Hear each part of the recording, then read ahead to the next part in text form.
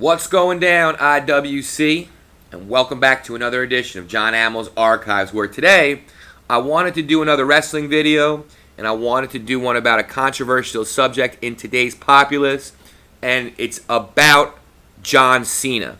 Now, before I get into that, please check out my top 10 list of all time.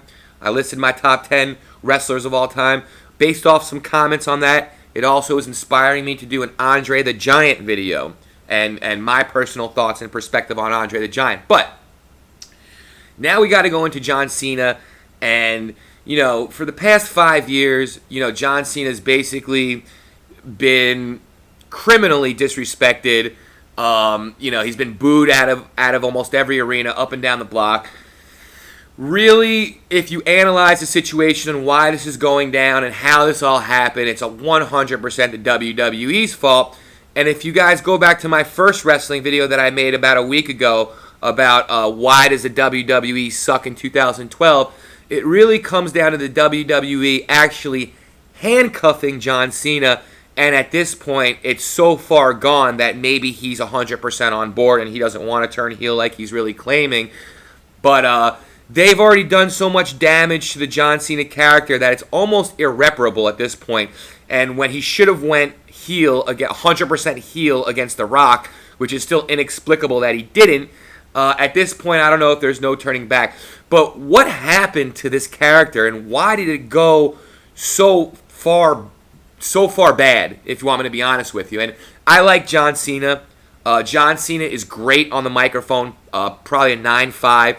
Great in the ring, probably an 8.5 to a 9.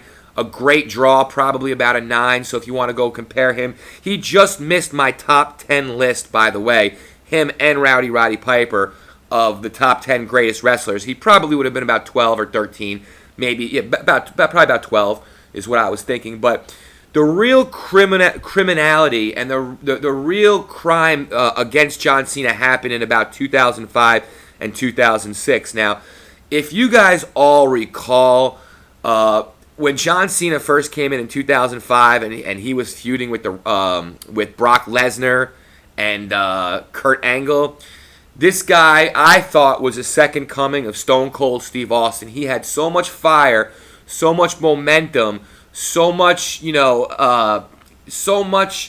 buzz going about him, and he had the whole Doctor of Thugonomics, style, and he would come out and he would get Brock Lesnar in the ring, and he would just rip a killer promo that, cursed up and down. Now, by the way, he can't say the word ass anymore without, him worrying about the little C Nation. But this guy was so hot. He was on a whole nother level than anybody else. He was hotter than even Brock Lesnar at the time. Brock Lesnar was fading out a bit in 2004.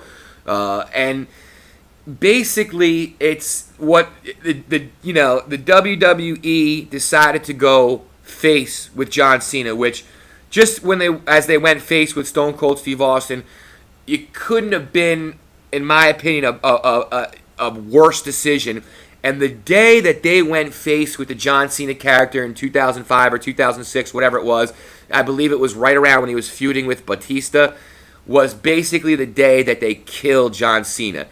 And when I say that they killed John Cena, Vince McMahon did his patented handcuff routine. So, again, for those that didn't watch my videos about why the WWE sucks in 2012, what Vince McMahon likes to do to his stars, if they're becoming too hot, he'll make them corny, like he did to CM Punk last year in 2011 by overexposing them. And the reason why he does this, again, if you didn't watch my video, is because he got burnt on Stone Cold Steve Austin and The Rock when they respectively left for their different reasons, and he never got his payoff for them. So when John Cena was coming up in 2005, and he was creating all this buzz and creating all this, all this steam to go towards a mainstream run like Stone Cold and The Rock were, the easiest way to kill something like that is make him go face, make him cater to the 5-year-old kids, and make him sell T-shirts and basically sell out.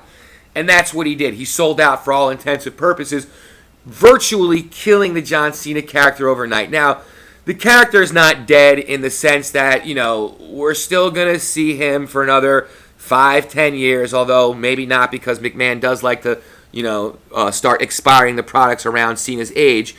But, you'll see the watered down version of Cena for the next 10 years, but you'll never see the Cena that really could have been. And it's a real shame because, like I said, the guy is so talented across the board, but he got stuck in this company corporate rut now, and he's too far gone. And the true fact of the matter is, he doesn't suck. I mean, the sad part is, he anything but sucks. Like, the guy busts his ass. He's out there 300 days of the year. Now he's going to wrestle in Hell in a Cell. Probably his elbow is in absolutely no condition to wrestle in Hell in a Cell. God forbid Vince gives him, a couple months off, because I'm sure he really needs it. I don't blame John Cena. I 100% blame the WWF market, the marketing machine, killed the John Cena character. The only chance it really had, again, from coming back was to go heel against The Rock last year. And if it didn't go heel at that point, I don't know that there's any saving the character now.